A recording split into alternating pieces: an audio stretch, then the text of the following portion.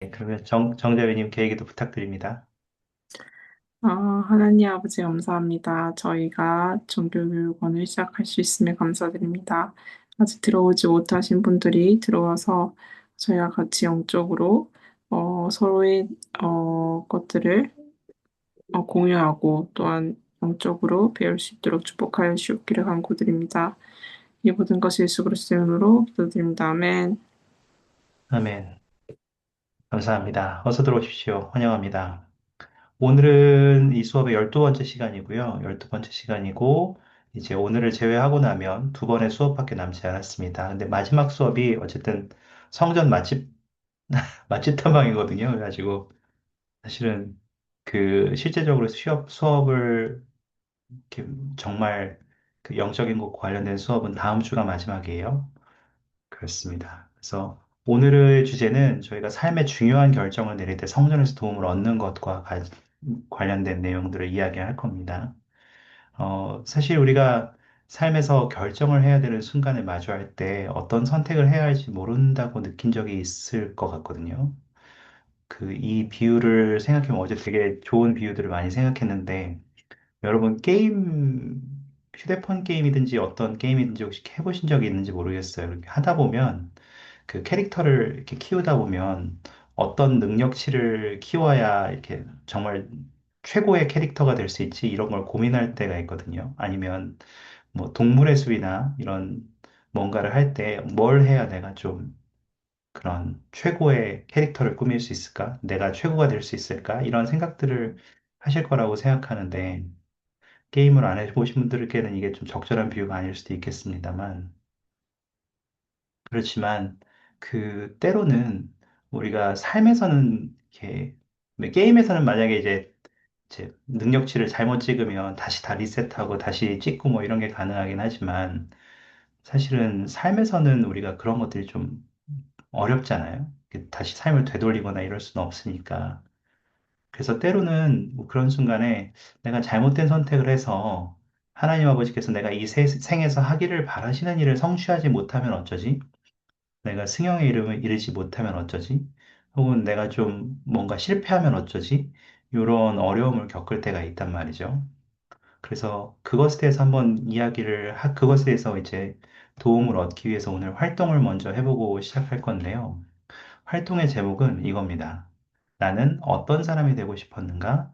그리고 나는 현재 어떤 모습인가? 이게 이제 오늘 할 활동이에요. 오늘 이거의 활동에 되게 많이 시간을 쓸 예정인데요. 예를 들면 예시를 하나 드릴게요. 이거는 보시면 이건 이제 저희 읽기 과제에 있는 예시를 가져온 건데 한 사람의 이건 자매님인 것 같아요. 그래서 원래 계획이 뭐였냐면 20대 때의 계획은 의료 분야에 직장을 잡는 것, 그리고 21살이 되기 전에 결혼하고 30살이 되기 전에 많은 자녀를 낳는 것이 계획이다. 그리고 복음 안에서 완벽한 가정을 꾸리고 행복하고 즐겁고 방해받지 않는 삶을 사는 것이다. 이게 이제 그 20대 때 목표였던 것 같아요, 이분의.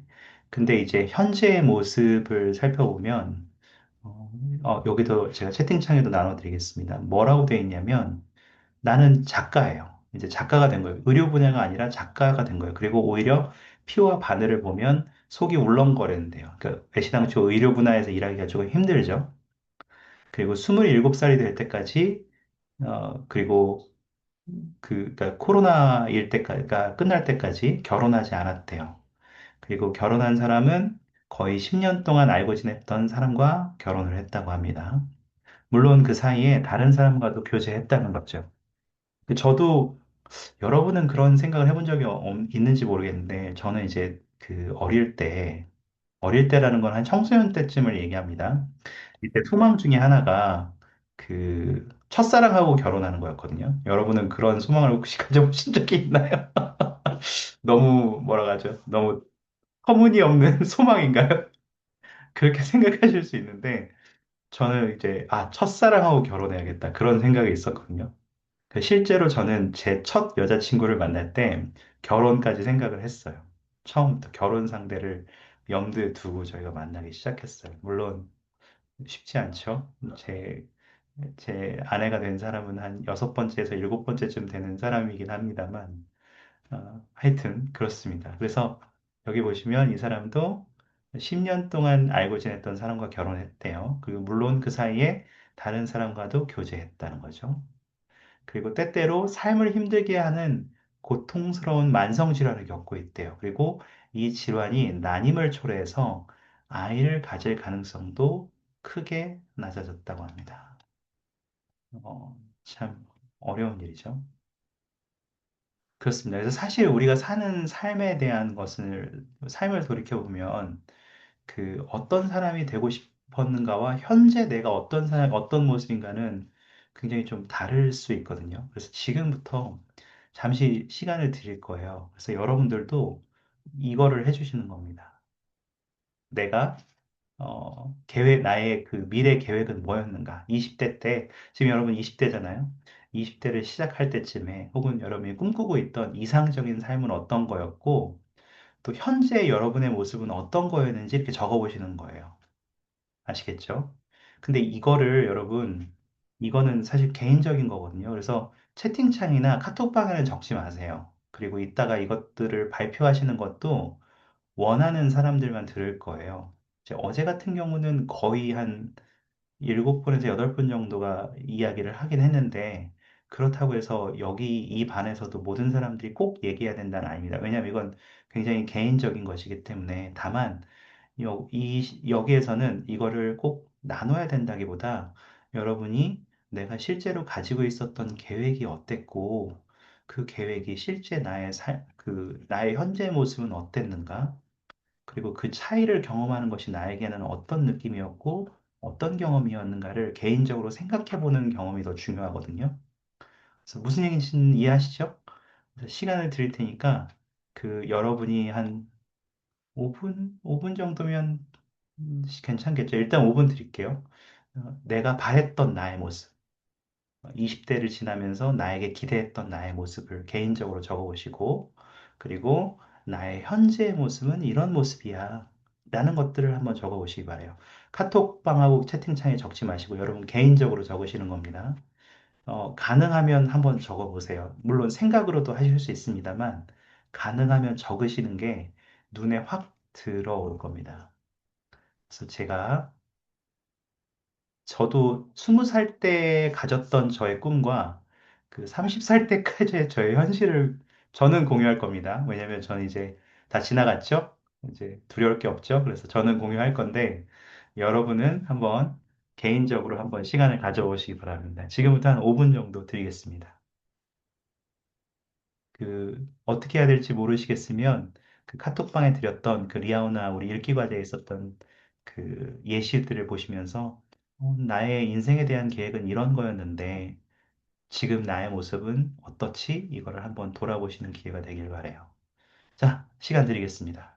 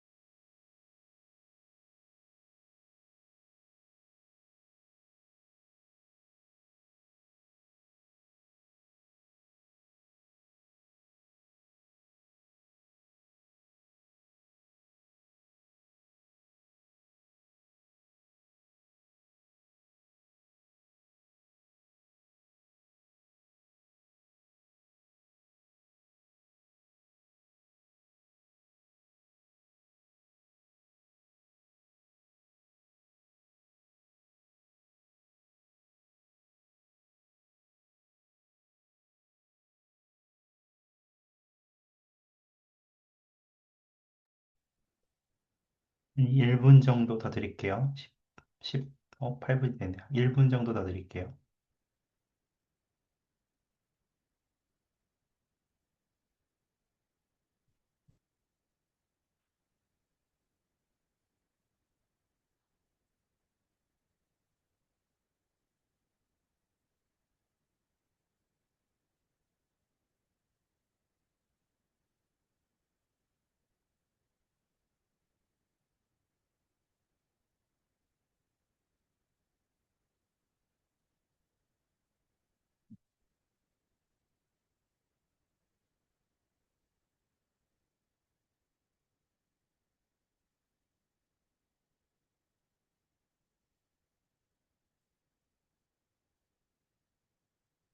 좀 정리를 하실 수 있으셨어요? 시간이 혹시 더 필요하세요?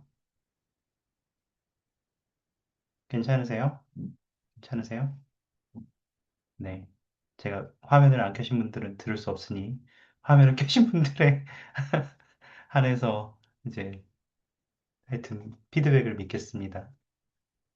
그 여러분 거를 이렇게 나눌 수 있는 분들은 나눠주신대요. 이렇게 글로서는 남겨주지 마시고요.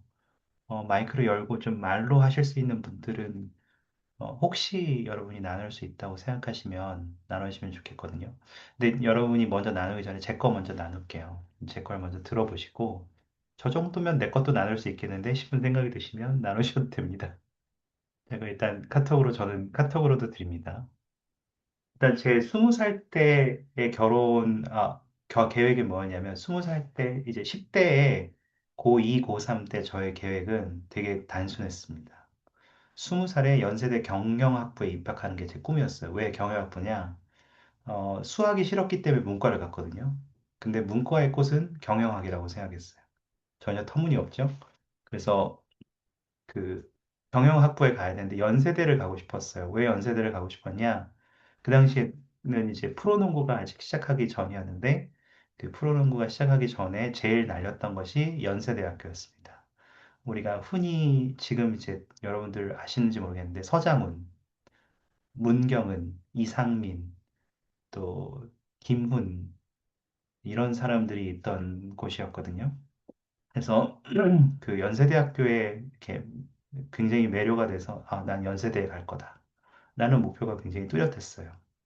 그리고 고2 겨울방학 때, 그리고 이건 이제 현실은 이따가 얘기하겠습니다. 그리고 21살에 군대를 가고 23살에 선교사업을 가겠다. 이게 제 목표였어요. 이거는 뭐 그냥 시간 흐르는 대로 딱딱 갈 수 있는 거였으니까 뭐 흐트러짐이 없을 거라고 생각했고요. 25살에 이제 귀환하자마자 복학하면서 결혼. 이게 제 꿈이었습니다. 그 당시에는 이제 뭐라고 하죠? 지도자들이 요즘엔 그렇게 얘기 안 합니다만 예전에는 그렇게 얘기하던 지도자들이 있었는데 귀환하고 6개월 내에 결혼해라. 이렇게 하던 지도자들이 있었습니다, 여러분. 여러분 꼭 그래야 되는 거 아닌 거 아시죠? 그래서 그 당시에 그런 꿈을 이렇게 꾸고 있었고, 자녀는 딸 3명을 원했습니다. 아들 필요 없었습니다. 왜냐하면, 저희 집안에 아들이 되게 많거든요. 딸이 거의 없었어요. 그래서 전 딸이 갖고 싶었습니다. 아들은 필요 없다. 그리고 3명 정도면 딱 좋겠다. 그리고 29에서 30살 정도 되면 이제 졸업을 할 테니까 대기업을 취직하겠다. 이런 생각들이 있었습니다. 그리고 난 다음에 이제 조금 더 이제 30살 넘어서의 꿈까지 이야기하면 이제 대기업을 다니다가 한 3년 다니다가 석사 학위를 따고 박사 학위까지 마친 다음에 이제 대학 교수로 한국에서 일하는 게 이제 꿈이었어요. 종교교권은 어디에도 없죠? 네, 그렇습니다. 근데 현재 모습이 어땠냐? 고2 겨울방학 때 이제 수능을 준비해야 될 시기가 이제 딱 왔을 때 어머니가 이렇게 얘기하십니다. 내 꿈이 BYU에 가는 거였는데 나는 못 갔다. 아들아, 네가 혹시 가보는 게 어떠냐? 이렇게 얘기했습니다. 제가 단칼에 싫다고 했습니다. 근데 고2 겨울방학 동안 많이 고민을 하다가 BYU로 가야겠다라는 생각이 이제 결심이 좀 섰습니다. 그래서 BYU 프로보를 목표로 하고 준비를 합니다. 근데 그 당시에 토플이 지금은 몇 점을 기준으로 하는지 모르겠는데 그 당시에는 합격 기준이 500점, 500점, 500점이었어요. 지금은 680점 만점이었나 그럴 거예요. 지금은 뭐 100 몇 점 만점이라고 이렇게 얘기하시는 것 같더라고요. 근데 지금 거는 모르고 리스닝, 리딩, 라이팅에서 500점, 500점, 평균 500점이 이렇게 합격선이었어요. 근데 프로보를 가려면 모든 과목에서 다 500점을 넘겨야 됐어요. 평균도 500점을 넘겨야 되고 모든 과목도 500점을 넘겨야 됐고 하와이나 아이다호를 가려면 평균만 넘기면 되고 그 사이에 그 과목당 점수는 그렇게 중요하지 않았거든요. 근데 제가 리딩하고 라이팅은 뭐 520점인가 뭐 하여튼 이런 식으로 500점을 둘 다 넘겼어요. 근데 리스닝은 거의 찍기 수준이었어요. 리스닝이 너무 어려워서 460점인가 480점인가를 받았어요. 아슬아슬했죠. 그래서 결국 프로보를 떨어집니다. 그래서 BYU에 입학을 합니다. 하지만 저희 어머니는 아직도 우리 아들은 처음부터 BYU 하와이를 목표로 했다라고 믿고 계십니다. 그래서 BYU 하와이에 갔는데요. 근데 지금 생각하면 이제 저는 BYU 프로보도 이제 알고 하와이도 아니까 다시 생각해 보면 지금 다시 그때로 지금 다 아는 상태로 결정하라고 해도 저는 BYU 하와이로 다시 갈 것 같아요. 제 동생도 마찬가지더라고요. 그리고 21살 때 군대 갔습니다. 그리고 이제 군대가 저는 공익이어서 그 당시에는 28개월이었거든요. 그러니까 2년 4개월 정도 했는데 2년 28개월이면 2년 4개월이죠. 네. 근데 뭐 이제 조금 줄어서 27개월을 하고 24살, 그러니까 24살 2004년 2005년 3월에 선교사를 갑니다. 그 당시에 서울 선교부에 너무 가고 싶었어요. 서울 서선교부. 지금은 없어요. 지금은 이제 서울 남선교부하고 뭐 이렇게 통합이 되고 뭐 나눠지고 다 이렇게 했지만 서울에서 봉사하고 싶은 소망이 되게 컸어요. 그리고 부산에 제일 가고 싫었습니다. 왜냐하면 저는 군대를 먼저 갔지만 제 동생은 선교사업을 먼저 갔는데 제 동생이 부산에서 AP였어요. 그래서 부산에 절대 가고 싶지 않았는데 제 부름장은 부산 선교부로 왔습니다. 그래서 그 아직도 제 사진첩에 제가 그린이 때 제 동생하고 같이 이제 AP로 봉사하던 제 동생하고 사진 찍은 사진이 아직도 있어요. 그리고 이제 2년 봉사하고 2007년 3월에 이제 26, 27살 때, 6살 때 이제, 어, 돌아오는데요. 귀환하고 나서 이제 그 당시에 이제 결혼을 하고 싶었던 사람이 이미 있었습니다. 이미 있었어요. 그래서 그 사람과 데이트를 몇 번 하면서 이제, 청혼까지 했지만 차였습니다. 차이고 그 뒤에도 한 2년에 걸쳐서 이제 복학하고 2년에 걸쳐서 두 명에게 더 차이고 깨집니다. 그래서 그리고 이제 귀환하면 다들 그런 자신감이 다들 있을 거라고 생각하는데 이제 뭘 해도 성공할 수 있고 뭘 해도 학교 가면 무조건 성적 다 장학금 받고 1등 할 수 있고 뭐 이런 느낌을 A 받을 수 있고 이런 생각이었는데 전혀 다른 방향으로 흘러가죠. 그래서 결혼도 마음대로 안 되고 이제 공부도 제대로 마음대로 안 되고 그래서 결혼 생각하고 싶지 않다. 데이트는 인생을 즐기기 위해서만 하겠다. 제가 그때 27살이었으니까 한 21살에서 22살짜리 어린 친구하고 이렇게 데이트만 열심히 하다가 난 졸업하고 한국으로 빠이빠이 하고 이 친구는 이제 다른 사람 결혼을 진지하게 그때부터 생각하라고 놔줘야겠다. 뭐 이런 얼토당토하는 생각을 합니다. 제정신이 아니었죠. 그렇지만 그렇게 생각하자마자 28살에 전혀 생각하지도 않았던 지금의 제 아내와 결혼을 합니다. 음. 그 당시에 제 아내를 제가 이성으로 생각하지 않았기 때문에 막 제 친구한테도 소개시켜주고 제 동생한테도 막 소개시켜주고 그랬거든요. 데이트해보라고. 근데 저랑 결혼합니다. 그리고 결혼하자마자 저희가 이제 1년 동안 학생으로 살았어요. 그래서 열심히 돈 알바 벌면서 자금 노리면서 자녀를 바로 낳고 싶은 소망이 있었거든요. 근데 3년 동안 못 가집니다. 자녀가 3년 동안 못 가지고요. 그 와중에 이제 아내가 자궁에 문제가 있다는 것을 알게 되고 수술을 한번 받습니다. 그 뒤에 이제 몇 년 전에 다시 한번 수술을 받게 되는데요. 그래서 아내가 이제 자녀를 이제 가지기 어려운 상황이 됐어요. 그런 상황이었고, 30살이 되어서 이제 졸업을 했는데요. 졸업을 했는데, 그 당시에 제가 넣을 수 있는 모든 대기업에 다 지원했습니다. 모든 대지업에 다 지원했고, 한 70개에서 80개 정도 지원서를 넣었는데요. 그 3개월 사이에 하나도 안 붙었습니다. 면접까지는 몇 번 갔는데, 그, 이제 하나도 못 붙다가 딱 하나 붙었는데, 그게 지금 여러분들이 이제 취업 시장에 뛰어들면 알게 되는 회사예요. 학생 때는 전혀 모르고 평소에도 전혀 모르는 회사인데, LS 산전이라는 회사에 들어갑니다. 그 회사는 뭐 여러분 보시면 집에 지금 두꺼비 집을 만약에 열어보신다면 거기 차단기들이 보일 거예요. 그리고 여러분이 길에 가다가 신호등이나 뭐 이렇게 전신주나 이런 게 있거든요. 그런 거 제품 이렇게 딱 열어서 보시면 다 그 회사 겁니다. 우리나라 시장에 전기 차단기 뭐 이런 변환기 이런 거에 한 60%를 차지하는 나름 대기업이거든요. 제게 13위 정도 되는데 갔습니다. 저는 전공이 마케팅이었어요. 왜 경영학인데 마케팅을 전공했어요? 라고 하신다면, 저는 입학할 때 경영학, 국제 경영학으로 들어갔는데, 선교사학을 마치고, 이제 군대 선교사 마치고 5년 만에 돌아왔잖아요. 그랬더니 교수님이 이렇게 얘기합니다. 국제 경영학이 없어졌다. 그러므로 너는 다른 전공을 선택해야 된다라고 했어요. 근데 경영이라는 게 없었어요. 그래서 그 당시에 마케팅하고 일반 경영이라고 하는 이제 두 개의 전공으로 복수 전공으로 졸업을 합니다. 그래서 회사를 지원할 때도 마케팅으로 지원했어요. 그리고 제가 최종 면접에 합격했다는 소식을 듣고 너무 행복했는데 신입사원 연수를 가는 그 배 안에서 제주도로 연수를 갔는데 배 타고 갔거든요.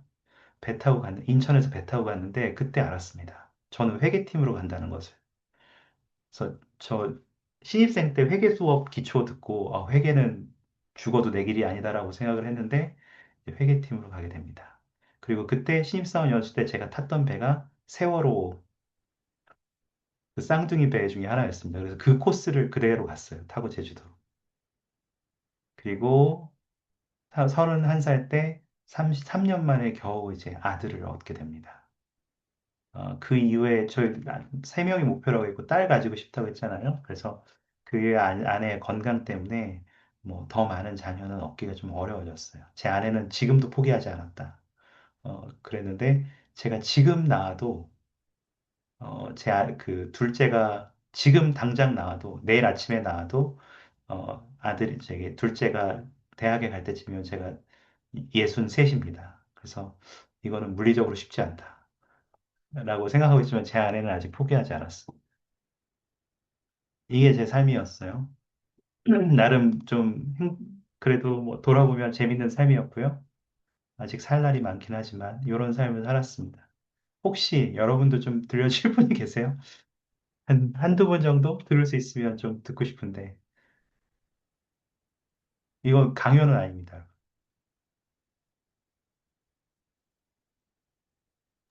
그냥 형제님 거를 들으면서 드는 생각이 있었는데, 제 것도 살짝 이제 비교해 가면서 음, 들었었거든요. 근데 좀 들은 생각이 뭔가 주님께서는 조금 싫어하는 거를 이제 그러니까 회계팀으로도 발령받으셨다고 하고 그러시니까 뭔가 싫어하는 거를 조금 삶에 조금 넣으시는 것 같은 기분이 들었어요. 저 것도 그랬고 조금 그런 부분도 없지 않아 있지 않나라는 생각이 좀 들었어요. 음, 감사합니다. 맞아요. 그러니까 우리의 삶에서 지금 제 삶을 보면 엉망진창이잖아요. 그치? 저 20대 때를 돌아보면 저게 인간의 삶인가 싶을 정도로 가끔 제가 이제 땅을 치고 울고 싶을 때가 있어요. 그렇습니다. 혹시 여러분의 계획과 나의 현재 모습에 대해서, 아니, 이렇게 그렇다고 해서 이걸 계획으로 나눠달라는 얘기는 아닙니다. 혹시 살아오시면서 이렇게 했지만 제 삶은 이렇게, 지금은 이래요. 이렇게, 저처럼 꼭 이렇게 좌절을 많이 겪지 않은 삶이어도 좋으니까, 혹시 나눠주실 수 있는 분들 있으시면,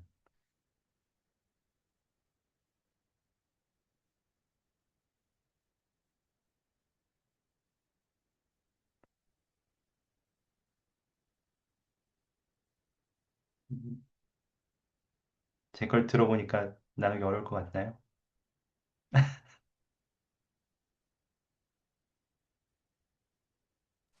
그 전에 있는데 지금 여기 뭘 씻고 있어가지고 아, 네네. 여기가 좀 힘든데 그래도 말씀을 하자면 네. 어 교수님께 너무 잘해가지고 좀 너무 많이 짜네요? 그렇긴 하다. 어 저는 일단 네. 고등학교 때는 한국 수능을 치기가 약간 무서웠어가지고 사실 그래서 비아유를 간 이유가 있는데 음 처음에는 어 프로는 일단 안 될 것 같고 아이돌랑 내가 하와이를 그거 보자 했는데 일단 하와이는 딱히 가고 싶은 과가 없는 것 같아가지고 음, 일단 아이다호 건축학과 쪽을 한번 가보고 싶어가지고 건축학이나 아니면 간호 쪽이나 가고 싶어가지고 했는데 일단 두 개를 넣었어요. 그래서 아이다호랑 하와이를 넣었는데 일단 처음엔 떨어지고 둘 다 떨어졌거든요. 그래가지고 다시 해가지고 어 마지막에 결국 붙은 게 하와이를 붙었는데 저는 근데 저는 저 때까지 그 고등학교에 문과 이과를 나눴었거든요. 지금은 아니지만. 근데 저는 문과를 나왔는데 아무리 봐도 하와이는 제가 하고 싶은 과가 없는 거예요. 문과 쪽은. 그래가지고 에라 모르겠다. 이거 약간 재밌을 것 같은 게 생화학이 약간 재밌어 보여가지고 이걸 일단 했거든요. 근데 일단 그렇게 해가지고 갔어요. 근데 아까 그 교수님이 그거 경영학이 없어졌다. 그 얘기를 들어서 제가 되게 좀 많이 웃었었는데, 네. 소리는 안 났지만, 그게 이유가 뭐냐면, 재원을 졸업할 때까지 그게 있었는데, 이제 졸업하고 나니까 없어졌더라고요. 제 하와이 고향이 잃어버렸어요. 그래가지고, 같이 전공했던 동생이랑 맨날 만나면, 야, 우리 고향을 잃어버렸다 하면서 그 얘기를 하는데, 그게 어쨌든 그때 웃겼어가지고 얘기를 해요. 근데 제가 그 토플이 안 돼가지고 시간을 많이 낭비를 했어요. 그것 때문에 선교 사업을 그냥 먼저 가볼까 생각을 했는데 약간, 어, 그렇게 가면 제가 너무 회피성으로 가는 것 같아가지고, 전 정말 선교 사업을 가고 싶었거든요. 왜냐면 제가 그 고등학교 때 느꼈던 그런, 우리 교회 교리에 대한 그런 것들을 많은 사람들에게 나눠주고 싶다는 생각을 했었는데, 그렇게 가면, 그런 마음이 있었던 사람이 그렇게 가면 안 될 것 같아가지고, 선교사학은 결국 그것 때문에 저는 못 갔어요. 왜냐면 이거 토플 때문에 너무 많이 미뤄져가지고 학업을 먼저 마쳐야 되는 것 같아가지고, 선교사학을 저는 못 갔는데, 어쨌든 간에, 그래가지고 저는, 어, 점점 내가 지금 이 얘기를 하려고 했던 게 아니고 그 계획을 얘기하려고 했던 건데, 어쨌든 간에, 하와이를 갔어요. 가가지고, 저는 제 생각에, 그래도, 데이트도 좀 하고, 그래가지고 결혼은 한 졸업할 때쯤 이제 남자친구가 생겨가지고 졸업과 동시에 좀 결혼을 하겠거니, 라고 생각을 했었어요. 왜냐하면 약간 저는 초반에 결혼을 하고 싶지 않았던 이유가 아무래도 성적 같은 거 유지를 하려면은 연애랑 결혼을 하고 하면 약간 좀 어려울 수 있다는 생각이 들었어가지고 저희 집 자체가 약간 공부를 좀 중요시하는 집이었어가지고 그래가지고 결혼과 데이트 약간을 조금 어 그렇게 많이 중요하게 여기진 않았었어요 그때는. 그리고 저는 아이도 이제 졸업하고 나서 결혼하고 나서 뭐 한 두 명 이상은, 세 명은 낳고 싶었거든요. 왜냐하면 저는 오빠랑 저랑 딱 두 명인데 저희 오빠가 저를 되게 많이 챙겨주긴 하는데 가끔씩은 남자라서 이해하지 못하는 것들이 좀 있더라고요. 그래가지고 막 구박받고 이런 게 조금 서러워가지고 저는 첫째는 저는 오빠가 좀 잘해줬어가 첫째는 아들이었으면 좋겠고 둘째, 셋째는 이렇게 딸 이렇게 세 명을 있었으면 좋겠다고 생각을 했었어요 그때는. 지금도 그렇긴 하지만 어제 결혼 안 했으니까. 그리고 나서 제가 그리고 비아야 하와이에서 전공은 생화학을 하고 그 부전공을 중국어로 했거든요. 왜냐하면은 저는 생화학으로 간 이유가 애초에 그거 제가 20살 초반 때까지 피부가 되게 안 좋았었어요. 막 여드름이 너무 많았어가지고 그 때문에 스트레스를 많이 받았어가지고 기초 그 화장품을 연구하는 연구원으로 이렇게 가고 싶다라는 생각을 했고 그와 동시에 중국 사람들이 요즘 우리나라 이거 화장품 쪽 많이 좋아하니까 중국어를 배워놓으면 이게 좀 도움이 되겠다 싶어가지고 부전공을 중국어를 했었는데, 이게 부전공으로 중국어를 하려고 하니까 쉽지가 않더라고요. 나중에, 수업 한 200대까지는 좀 괜찮았었는데, 제가 따라갈 수 있었는데, 300대지 넘어가니까, 문학이 나오니까, 그 중국 옛날 문학이 나오니까 좀 힘들었어가지고, 전공을 다른 걸로, 부전공을 다른 걸로 바꿨는데, 일단은 그렇게 해가지고 제 목표는 연구원, 좀 대기업에 있는 연구원을 하면서 좀 중국 시장을 같이 할 수 있는 중국어가 좀 도움이 되는 그런 커리어를 가지고 싶었는데, 지금 저의 현재 모습은 일단 졸업과 동시에 결혼은 커녕 지금 아직까지 약간 남자친구도 없고 그런 모습이고, 커리어는 약간 지금 조금 비슷하긴 해요. 대기업은 아니지만 그래도 중소기업이긴 한데 연구원으로 일하고 있긴 하고, 하지만 대신에 완전 제가 공부한 그런 쪽에는 좀 많이 먼 화학 쪽에 좀 많이 치우쳐져 있는 연구원으로 지금 일을 하고 있어요. 일단 그렇게 많이 다르죠, 제 꿈과. 네, 그렇습니다. 감사합니다. 다들 인생이 뜻대로 안 되죠? 혹시 또 있으셔요? 혹시 있으시면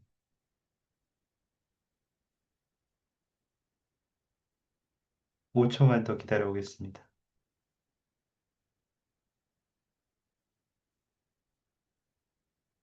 네. 나눠주신 김장님 너무 감사하고요.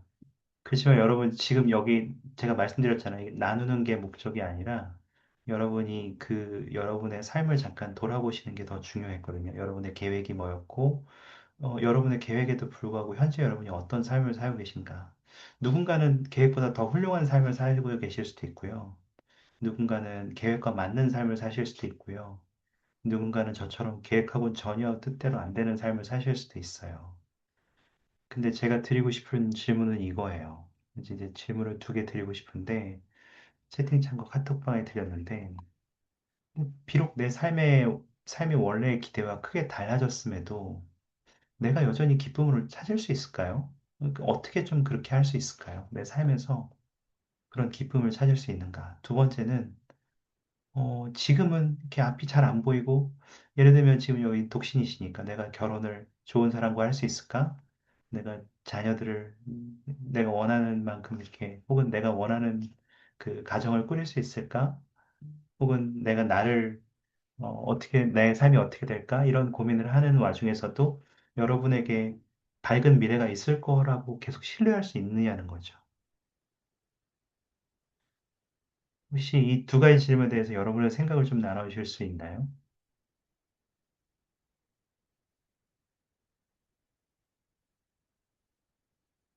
어떻게 하면 인생은 내 맘대로 안 되는데, 때로는 너무 쉽지 않은데도 불구하고, 나는 여전히 어떻게 행복할 수 있고, 또 미래에 대한 밝은 소망을 가질 수 있을까요?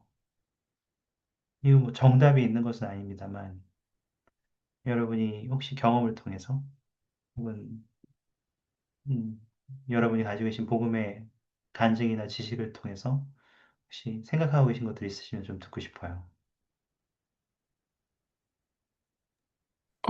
일단 첫 번째 부분에서 어떻게 기쁨을 찾을 수 있는가. 성취의 성취를 기준으로 했을 때는, 기쁨을 찾기는 조금 어려운 것 같아요. 그래, 성취라 하면 일단 세상적인 기준에서의 성취? 근데 이제 그것보다는 경험을 기준으로 했을 때는, 내가 이런 경험을 했었구나. 내가 남들하고 다른 경험을 했었구나. 라고 생각을 하면, 거기에서 조금 기쁨을 찾을 수 있지 않을까 생각을 한번 해봅니다. 네. 감사합니다. 근데 이제 제가 추가적으로 질문을 드리자면, 이제 세상은 어쨌든 어떤 결과를 원하잖아요. 그리고 결과가 우리를 판단하는 것처럼 자꾸 세상은 우리에게 얘기를 하고 있으니까, 그런데도 불구하고 이렇게 좌절하지 않고 계속 이렇게 밝은 미래를 신뢰하고 앞으로 나갈 수가 있나요? 어떻게 그렇게 우리가 그렇게 할 수 있죠? 여러분은 어떻게 그렇게 하고 계셔요? 혹은 노력하고 계셔요? 물론 세상이 저는 지금 주신 말씀이 되게 중요하다고 생각해요. 왜냐하면 우리가 삶을 살아갈 때 있어서 너 결혼했어? 너 집 있어? 너 저금 많이 해놨어? 뭐 투자해봤어? 아니면 그런 좋은 직장 있어?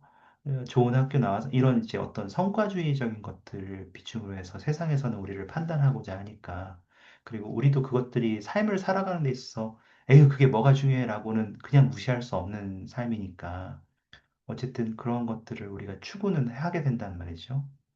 근데 하나님 아버지의 구원의 계획을 생각해 봤을 때 우리의 관점을 다르게 해서 단순하게 우리가 좋은 직장, 뭐, 훌륭한, 뭐, 멋진 사람을 만나서 결혼, 충분한 돈을 가지는 것, 어떤 세상적인 관점을 성취하는 것 자체가 우리의 삶의 목적을 두느냐, 아니면 구원의 교역의 궁극적인 목적인 이 삶을 사는 동안 우리가 정말 하나님과 같이 되기 위해서 수많은 경험을 통해서 그 경험을 통해서 발전하고자 하느냐의 목표를 두느냐는 에 따라서 우리의 태도는 되게 달라질 수 있다고 생각해요.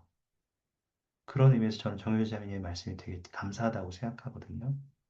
근데 이제 그렇게 하지만 세상은 계속 우리에게 뭔가 다른 기준을 요구하잖아요. 그걸 잣대로 들이대고. 근데 여전히 우리는 어떻게 좀 긍정적인 태도를 가지고 그 기쁨을 어떻게 계속 찾을 수 있느냐는 거죠. 그리고 앞으로 나아갈 수 있느냐는 거죠. 음,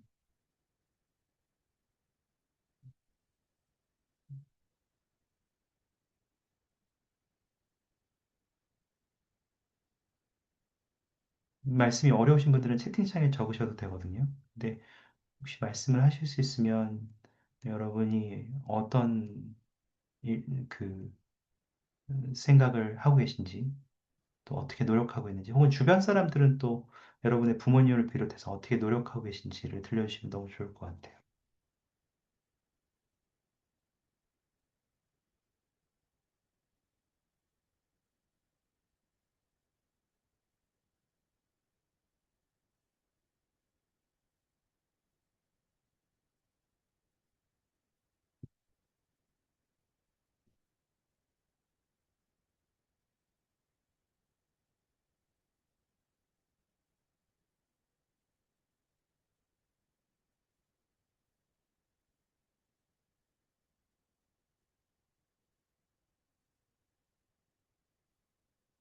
우리는 어떻게 하면 그런 기쁨을, 희망을 잃지 않고 계속 기쁨을 누리면서 앞으로 나아갈 수 있나요? 음, 어떻게 하고 계셔요? 그냥 저는 요즘에, 음, 최선을 다하지만 그, 그 이성 문제에 있어서 특히 좀 고민이 많은데 꼭 항상 제가 관심 없는 사람들이야 제가 별로 딱히 음, 안 나는 사람들은 저를 좋아하시고 제가 관심 있는 사람은 저를 안 좋아하시더라고요. 항상 그거는 누구든지 다 비슷한 것 같아요. 네. 국룰이에요. 다들 제 친구들하고도 공감. 이게 교회사 애들이든지 아니면 교회사는 아니든지 얘기를 하면 항상 똑같더라고요. 그래가면서 요즘 고민이 많은데, 그럴 적에 그 저희 와드에 그 어떤 자매님이 그냥 결혼하신 저희 어른 중에 한 분이 저한테 이런 말씀을 하시더라고요. 제가 저를 소개를 해주셨는데 그 자매님이 항상 그런 거에 있어서 약간 저한테 조언을 해주실 적에 그거 제 개인적인 생각이지만 그분은 제가 약간 눈이 높다고 생각을 하셨나 봐요. 그래가지고 제가 거절을 할까, 바로 그냥 딱 거절을 할까 조금 걱정이 되셨는지, 현정아, 일단 그 사람하고 잘 맞는지 좀 기도를 해보고 막 그런 얘기를 하시더라고요. 근데 저는 그 결혼도 아니고 데이트를 할 적에 왜 결혼해야 돼, 아니, 왜 기도를 해야 되는지 사실 잘 모르겠어. 왜냐면은 그냥 내가 마음에 든다, 아니다. 이게 내 감정이고 내가 선택할 수 있는 건데 굳이 내가 기도를 해야 되는지는 모르겠어요. 근데 그럴 때, 좀 많이 흔들리긴 해요. 내가 그냥 하나님께 열심히 구하지 않아가지고 내가 지금 이게 저한테, 결혼이라는 기회가 없는 건가 하고 흔들릴 때가 있는데, 근데 그 오늘 읽기 과제 하면서 거기 적혀 있던 게, 우리가 하나님 아버지 성령 안에서 잘 일단 있고 하면은 하나님 아버지는 우리 선택 의지를 활용하는 것을 신뢰하고 존중해 주신다. 그러니까 하나님 아버지께 의지하고 기도하고 여쭙는 건 많이 좋지만 그렇게 매번 하지 않아도 괜찮다라는 것을 이렇게 읽었었어요. 그래가지고 나는 그래도 잘 하고 있구나 라는 생각을 하고 좀 많이 좀 힘들 때마다 저는 언젠가 나의 시간에 하나님의 아버지께서 내 시간에 맞는 나한테 괜찮은 삶을 주시겠지. 물론 나도 노력을 하고 열심히 기도를 할 테지만 이라고 생각을 하고 있습니다, 이제.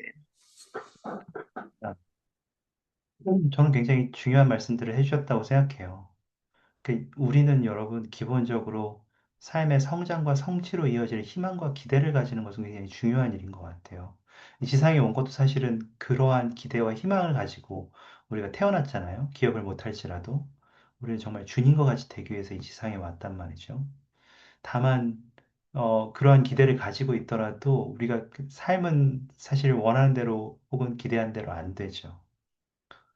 근데 저는 아까 그 자매님이 이제 기도해보라 이렇게 얘기했을 때 저는 그거를 어떻게 받아들였냐면 어, 너 신앙을 행사할 수 있니?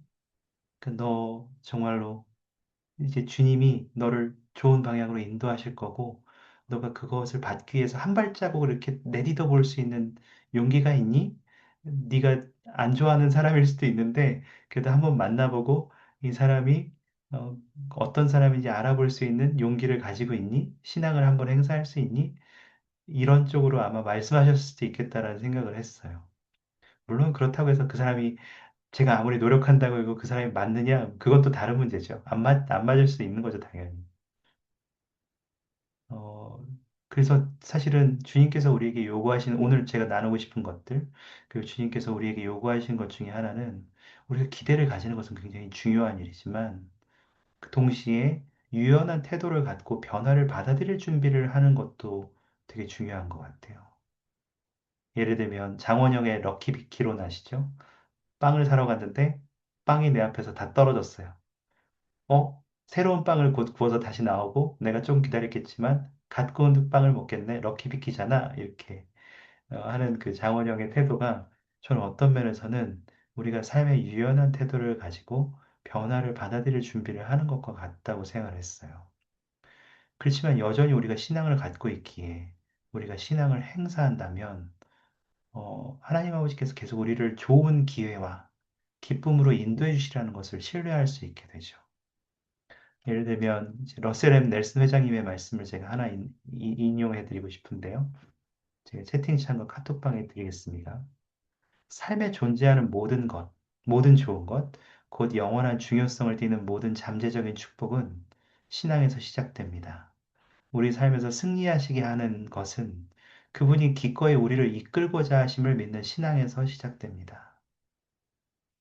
우리는 그런 신앙을 가지고 있나요? 그러니까 주님이 정말 우리를 삶에서 내가 원하는 대로 그 삶이 사라지지 않고 있음에도, 내가 원하는 타이밍에 그러한 것들이 주어지지 않고 있음에도, 내가 계속해서 아까 지금 저 김현정 장님이 말씀하신 대로 내가 계속 신앙을 행사하고 충실한다면, 내가 여전히 꾸준하게 노력한다면, 선택 의지를 잘 사용한다면, 주님이 여러분을 기쁨과 기회로, 좋은 기회로 인도하시겠다는 신앙을 가지실 수 있기를 바라요.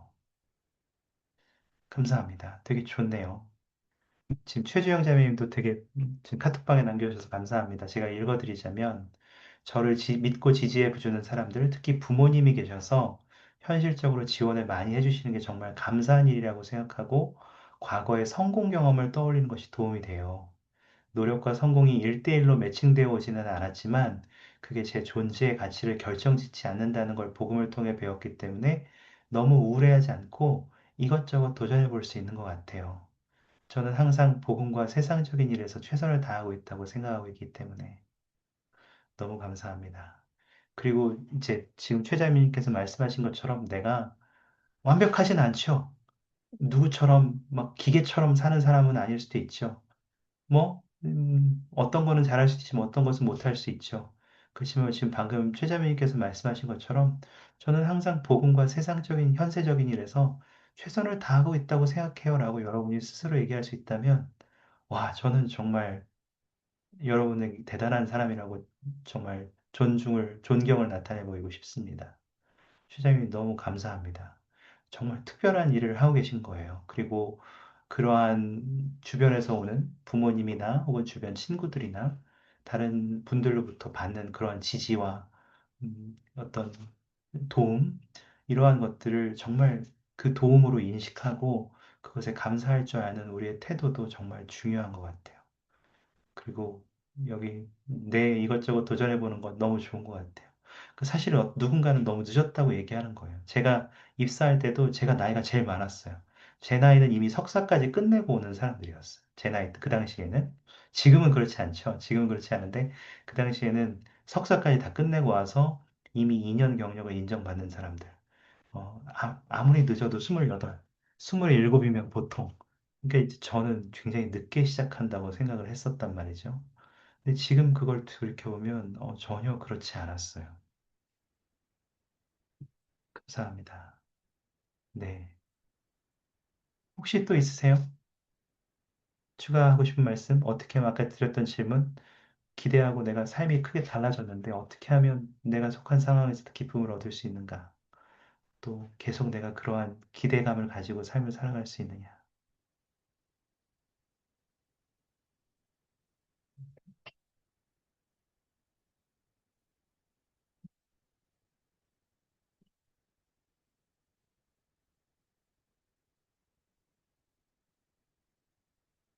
음, 아직 여러분이 이 문제에 대해서 깊이 생각해 보지 않았다면, 그리고 지금 여러분 사실 이거는 현실이잖아요. 내가 그 살고 싶은 삶과 내가 현실을 마주하고 있는 삶의 차이가 있을 수 있는 것은 너무 자연스러운 일이란 말이죠. 그게 내가 뭘 잘못했기 때문도 아니고요. 내가 뭘 실패했기 때문도 아니에요. 그런 건 너무 자연스러운 일인 거예요. 근데 그럼에도 불구하고, 그런 자연스러운 일에도 불구하고, 세상은 자꾸 나에게, 사탄은 자꾸 나에게 그게 너는 실패했기 때문에 네가 그렇게 된 거야. 네가 뭔가를 잘못해서 그렇게 된 거야. 라고 자꾸 몰아세우려고 하거든요. 그렇지만 그렇지 않아요. 짧은 영상을 하나 보고 오겠습니다. 그 영상을 보고 이제 또 메시지를 몇 가지 더 나눠드리고 마무리할게요.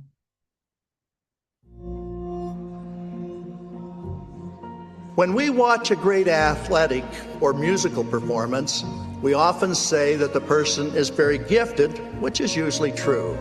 But the performance is based upon years of preparation and practice. Researchers have determined this amount of practice is necessary in athletics, musical performance, academic proficiency, specialized work skills, medical or legal expertise, etc. One of these research experts asserts that 10,000 hours of practice is required to achieve the level of mastery associated with being a world-class expert in anything. Just as repetition and consistent effort are required to gain physical or mental capacity, the same is true in spiritual matters. Just like practicing music and practicing singing and practicing piano, to help build your foundation of faith and help you grow, you have to do the basics like go to church, go to seminary, read your scriptures, do your personal prayers, love your family. Do you love me? I think faith is a lifelong process. I think it's just little experiences compounded over time that really become part of you, and it drives you forward for when those hard times come. Initial foundations of faith, even with spiritual confirmation, do not mean that we will not face challenges. Conversion to the gospel does not mean all our problems will be solved. It prepares your spirit. So when hard times come, you can think back to that time that you felt the Spirit really strongly, and you can think back to all the knowledge that you've learned, and your spirit won't be swayed by anything that comes at you, because you'll have that strong, firm foundation that you've grown up with or that you've developed. I find when adversity hits, it's the time that you begin very, very fervent prayer. Because that's the time that you really need Heavenly Father to be in your life and to be able to direct your path. I think when you don't have that connection with Heavenly Father, I think the hard times, you become sort of walking in the wind, really. You don't have an anchor that can really support you and that you feel is just a great support for you in those times of need. We all get shaken, but it's about how we deal with it. And how I've always dealt with it is it's my testimony of the gospel of Jesus Christ. And with that testimony, it's helped to strengthen me, no matter what adversity comes. Adversity should not be viewed as either disfavor from the Lord or a withdrawal of His blessings. Opposition in all things is part of the refiner's fire to prepare us for an eternal celestial destiny. In the end, our faith in Jesus Christ is the essential foundation for our eternal salvation and exaltation. As Helaman taught his sons, remember that it is upon the rock of our Redeemer, who is Christ, the Son of God, that ye must build your foundation, which is a sure foundation, a foundation whereon if men build, they cannot fall.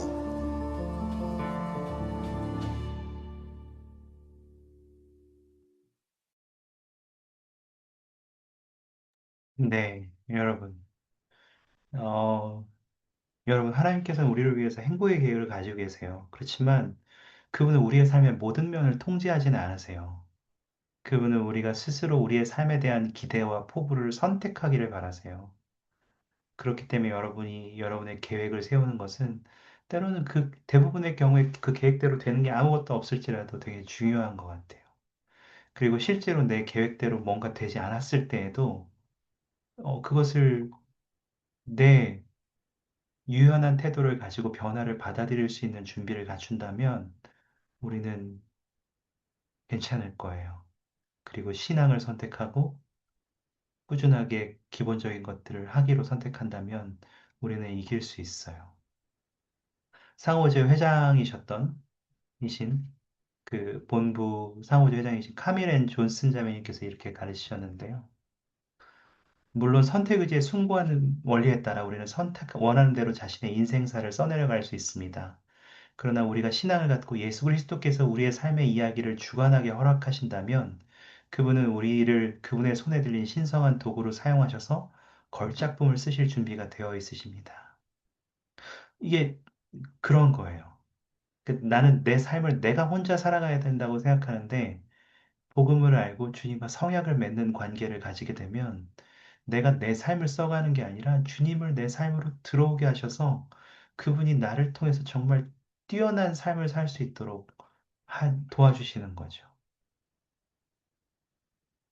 웃기지 않나요? 성전 얘기는 지금 한 번도 안 나왔어요. 오늘 성전을 가야 된다면서요.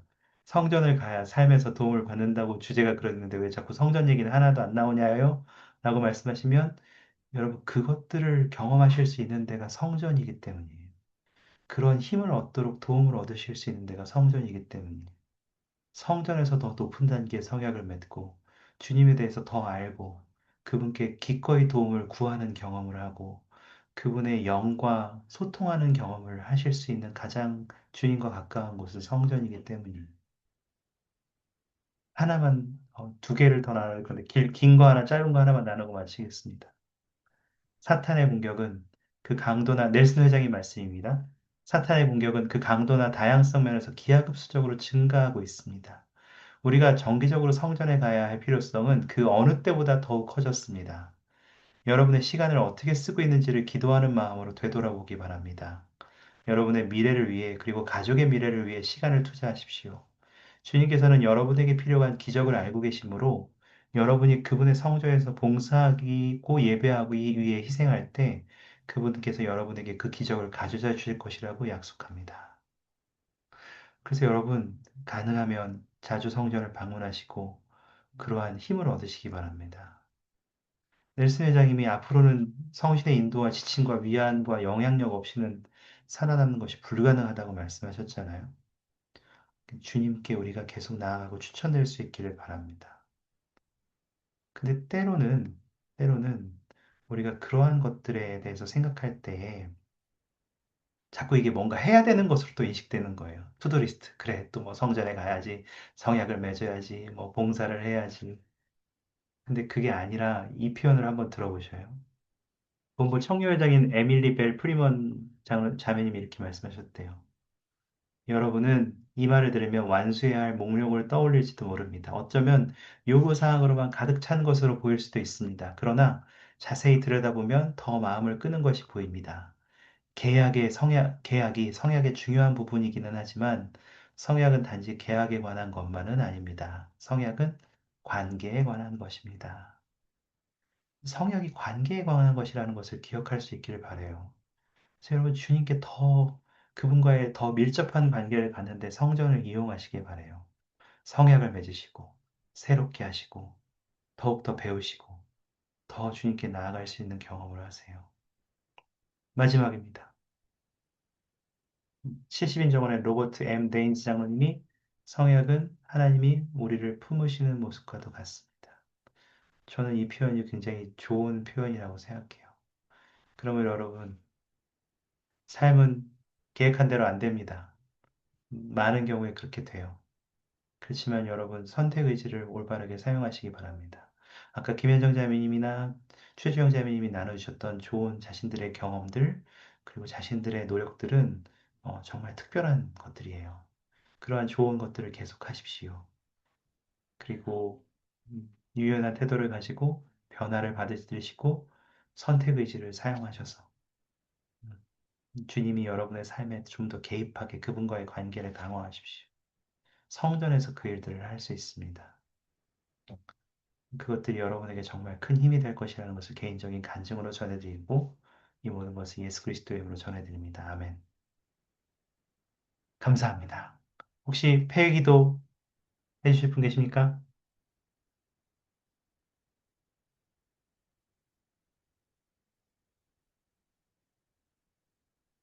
마이크 사용 가능하신 분들 중에